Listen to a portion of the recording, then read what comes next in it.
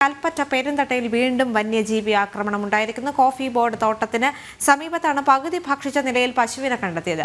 സുബ്രഹ്മണ്യൻ എന്നയാളുടെ പശുവിനെയാണ് ഇന്നലെ രാത്രി വന്യമൃഗം ആക്രമിച്ചത്. കടുവയ്ക്കായി സ്ഥാപിച്ച കൂടിന്റെ 1.5 കിലോമീറ്റർ അടുത്താണ് വീണ്ടും ആക്രമണം ഉണ്ടായത്. അർജുൻ PS ചേരുന്നുണ്ട് വയനാട്ടിൽ നിന്നും. അർജുൻ, നമുക്കറിയാം കഴിഞ്ഞ കുറച്ച് ദിവസങ്ങളായി അവിടെ കടുവയുടെ സാന്നിധ്യമുണ്ട് എന്ന് നിരന്തരമായി നാട്ടുകാർ പറയുന്ന ഒരു സാഹചര്യമുണ്ട്. കുറച്ച് ദിവസങ്ങൾക്ക് മുൻപ് അവിടെ ഒരു പ്രദേശവാസിയുടെ പശുവിനെ പകുതി ഭക്ഷിച്ച നിലയിൽ കണ്ടെത്തുകയും ഇത് കടുവയാണെന്നുള്ള സംശയം നാട്ടുകാർ പറയുകയും ചെയ്തിരുന്നു. അതുമായി ബന്ധപ്പെട്ട് കടുവാക്കൂടെല്ലാം സ്ഥാപിച്ചെങ്കിൽ പോലും ആ കൂട് സ്ഥാപിച്ചതിന് ഏതാനും കിലോമീറ്റർ അടുത്ത് വെച്ച് തന്നെ വീണ്ടും ഇത്തരത്തിലൊരു സംഭവം അരങ്ങേറുന്നു എന്ന് പറയുമ്പോൾ ഇത് ആരുടെ ഭാഗത്ത് നിന്നുള്ള വീഴ്ചയാണ്?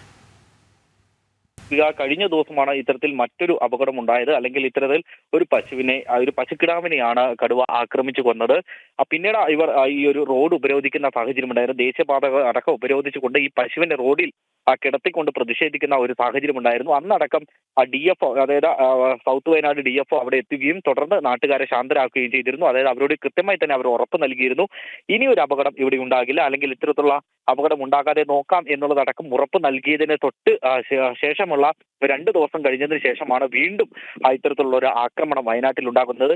നേരത്തെയൊക്കെ നമ്മൾ സൂചിപ്പിക്കുന്ന പോലെ തന്നെ ശാശ്വതമല്ലാത്ത ഈ ശാസ്ത്രീയമായ രീതിയിലല്ലാത്ത ഫെൻസിംഗ് രീതി അടക്കം അവലംബിക്കുന്നതാണ് ഇത്തരത്തിൽ ആനയും അതുപോലെ തന്നെ കടുവയും അടക്കം ഈ ജനവാസ മേഖലയിലേക്ക് വരുവാനുള്ള കാരണം എന്നുള്ളതാണ് നമുക്ക് മനസ്സിലാക്കാൻ സാധിക്കുന്നത്. മാത്രമല്ല ചുറ്റുമതിൽ കെട്ടുന്നുണ്ട്. ഈ വനത്തിന് ചുറ്റും മതിലുകൾ കെട്ടുന്ന ഒരു സാഹചര്യമുണ്ട്. പക്ഷെ അതൊക്കെ വലിയ ഒരു അപൂർണമായി നിൽക്കുന്ന ഒരു സാഹചര്യമാണുള്ളത്.